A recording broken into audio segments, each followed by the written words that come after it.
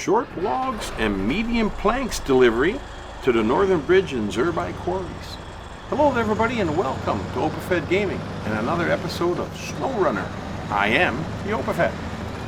Today we are driving our trusty Avenhorn A15 and we're in a task called the shortest distance. We're going to attempt to deliver a medium set of planks and a short set of logs to the Northern Bridge. We're going to be building a bridge. Now we're going to try our best to deliver both items in one shot. We don't want to take two trips, it's really not necessary. We can pull a little trailer like we just picked up with our Avenhorn A15, and we're going to drop the logs in the back on the back of the truck and the planks in the little trailer. Now we're not going to pull the little trailer all the way up the hill towards the logging station where we got to pick up the short logs. So what we're going to do is we're going to drive to the warehouse, load up the trailer with the medium planks, and then set it out on the road for our return after we go get the short logs. We'll see how that works out for us. Now, just up ahead on the left-hand side is where the warehouse is, where we get the medium planks. And just on the right-hand side, just straight up ahead there, that's where we gotta go up into the hill to go get the short logs. So we're gonna try and combine the two jobs. Awesome day today, it's beautiful clear blue skies. We got a wonderful drive and a wonderful task ahead of us without too many problems, I hope. We should be able to finish this task before the day is over. Now here's the warehouse, and there's a little turnaround inside, so we're just gonna go in on the right hand side here and load up and then go around that center section and then shoot right back out again, back on the road. And we just take our time. As you know, I like to drive a little bit slower in SnowRunner. Sometimes I go a little bit too fast and it just creates a few more problems for me than I really care to admit. So I've been pushing myself to drive a little bit slower and take it easier. So now we put the planks in the back and we're ready to go. And we're just gonna go pull around this little center section, like I said, and then we're back out on the road. This is a fairly easy task, and you could probably accomplish this task with just about any truck that will hold a short log frame on the front. And if it didn't, you could always pull a short log trailer and put a flat deck on the back of your truck, any truck that has a flat deck, and put the medium planks on the flat deck. Whichever way you like to do it. It's up to you. Now, I didn't want to pull a trailer up the hill because the loading area where you get your short logs is very small. So I figure because of that, I will get a trailer for the planks, and that way I can leave the trailer on the road here. There's not a lot of traffic on the road. As a matter of fact, I think I'm the only one out here right now. You just got to make sure that when you disconnect your trailer that it can't roll away. So I kind of pulled it over into the grassy area a little bit, and it'll be okay there. It's not going to roll anywhere. But if you put it on a slanty area, of course it's going to roll backwards. So you want to make sure you don't do that. And while the trailer sits there and waits for us, we're going to go up into the hill and pick up that load of short logs. Now, I really like this particular truck for logs, shorts or mediums, and even the longs as far as that goes. I like it because the Avenhorn has got plenty of power. Now, you would think that the Plaid would be better, it's got more power, but more power isn't always better. The Plaid's a bigger truck. The Plaid's basically as big as the Kenworth 963. They got huge tires on it, and they can roll over top of rocks a little bit easier, which is one of the main differences between those trucks and this one. The tires are much bigger on the other ones. But this one's got the dualies on the back, which gives them a nice wide stance, which makes it harder to flip over. You can put it in the high range of the low gear, and he'll go at a steady pace and he'll just keep chugging along. He won't slow down, he won't stop, he just keeps chugging. So power's not an issue. Has a little bit of trouble with big boulders or big rocks, but that's not really an issue going up and down this hill. There's not really a lot of rocks laying around. That's more in the quarry, as we've already observed. So for this particular job, I like the Avenhorn because it's got a nice short frame and it can handle the tighter areas like the loading zone where I got to go pick up the logs. And you'll see that in a minute. There's not a lot of room there. And if you have to bring a trailer up there and try and turn it around, it becomes a lot more difficult than it is now. Now the other thing that I really like about the Avenhorn is it's got twin steering, double axle in the front. The Plaid's got the same thing, and there's a few other vehicles. Got the Dairy Special, the Western Star twin steer. The reason I like the twin steer is because when you're trying to go over any kind of a crack in the ice or the rocks, if you got a single axle in the front, you're going to fall into the crack and sometimes you can't get over or you can't pull yourself out of it. With any vehicle that has a twin steer, if you fall into the crack with the very first tire, the back one is still on solid ground pushing you through.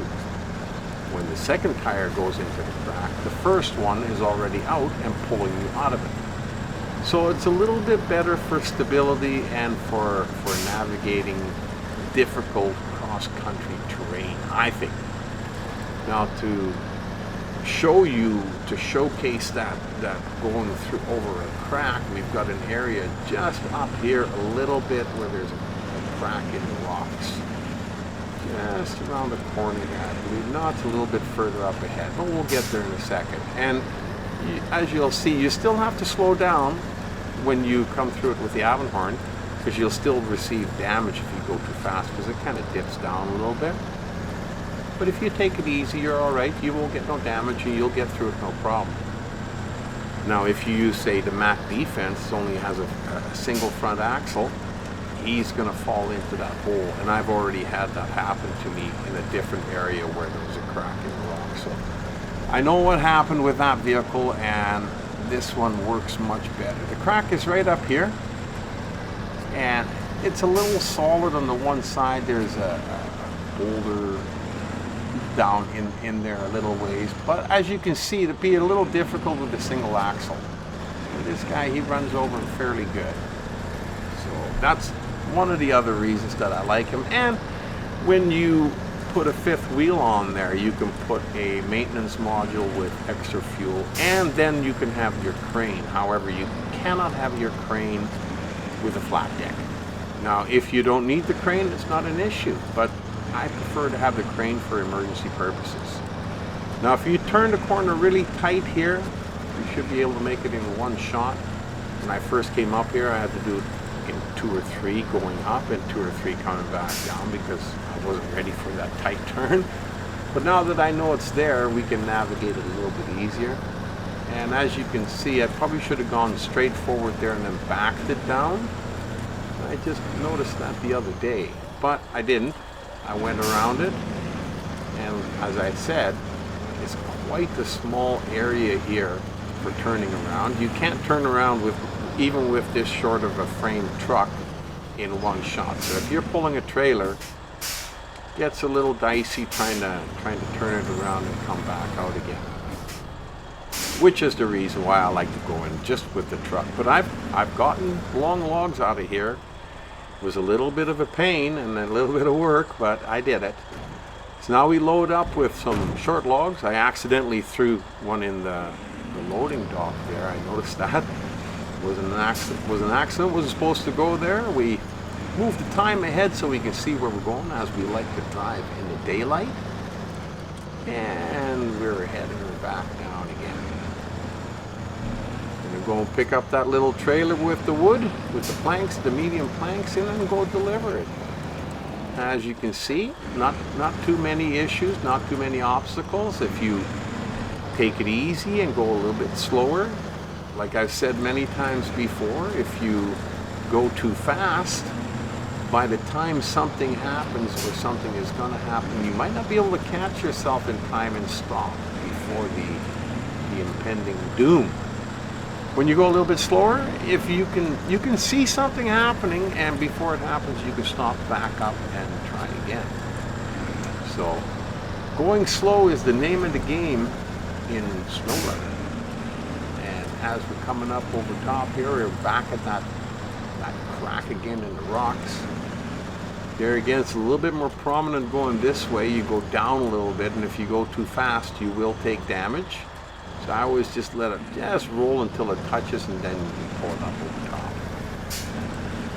Now, when you're driving on a road like this, it's always prudent to stay on the tracks, because if you go off to one side or the other a little bit, it might lift your truck up a little bit too much. And then if there's a rock, it might lift it up just enough to tip it. So I always try to stay on the tracks, unless you can see that you shouldn't be there, of course. And then keep an eye on these little rocks here. If it's deceiving, take the turn a little wide, because if you start taking it tight on the inside, as you can see, it tilts from the left to the right. And you'll already be tilting because of the road, and if you hit any of those boulders that are up a little bit higher on the left-hand side, you can flip your truck. So go slow, take it wide. A little bit of mud isn't much of an issue for the Avenhorn, even loaded up with logs or any kind of weight, not an issue. Now, it would help if the operator would keep an eye on the road and take the turns not quite as wide as that. You got to keep them wide, but not quite that wide. So pull her back up on the track there, Opafed, and let's continue on our way. This is an absolutely awesome truck to drive. It's part of the Dragon Wagon DLC pack, the original Dragon Wagon Avenhorn A15. Definitely one of the top trucks in my fleet. Here again, keep a little wide to the left-hand side, because otherwise you're just going to lift the other side, the right-hand side of the truck. You don't want that.